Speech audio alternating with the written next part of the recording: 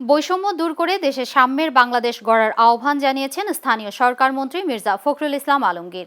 ঈদুল আজহার নামাজ শেষে তিনি বলেন, দেশের সব মানুষকে বিভেদ ভুলে ঐক্যবদ্ধ হয়ে এগিয়ে যেতে হবে। বৃহস্পতিবার সকাল ৮টায় ঠাকুরগাঁও কেন্দ্রীয় ঈদগাহ ও সরকারি বালক উচ্চ বিদ্যালয় মাঠে ঈদের নামাজ শেষে একথা বলেন তিনি।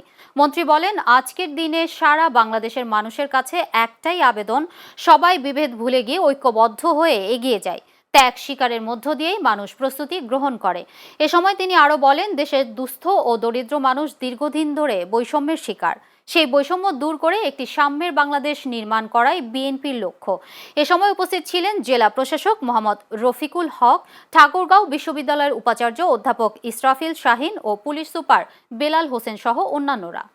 সারা বাংলাদেশের মানুষের কাছে আমাদের একটাই আবেদন, আমাদের কাছে যে আসুন আমরা সবাই আমাদের বিভেদ করে গিয়ে ঐক্যবদ্ধ হয়ে আল্লাহ তাআলার নির্দেশে আমরা সবাই এগিয়ে যাই এবং ত্যাগ স্বীকার করার জন্য মানসিক প্রস্তুতি সবাই, এবং এর মধ্যে দিয়ে আমরা আমাদের বাংলাদেশের যারা দুস্থ দরিদ্র বৈষম্যের শিকার হয়ে আছেন তাদের বৈষম্যকে দূর করে আমরা এখানে একটা সাম্যের বাংলাদেশ আমরা নির্মাণ করি। আল্লাহ তাআলার কাছে আমাদের এই দোয়া যে আল্লাহ তাআলা তৌফিক দেন আমরা সেই কাজ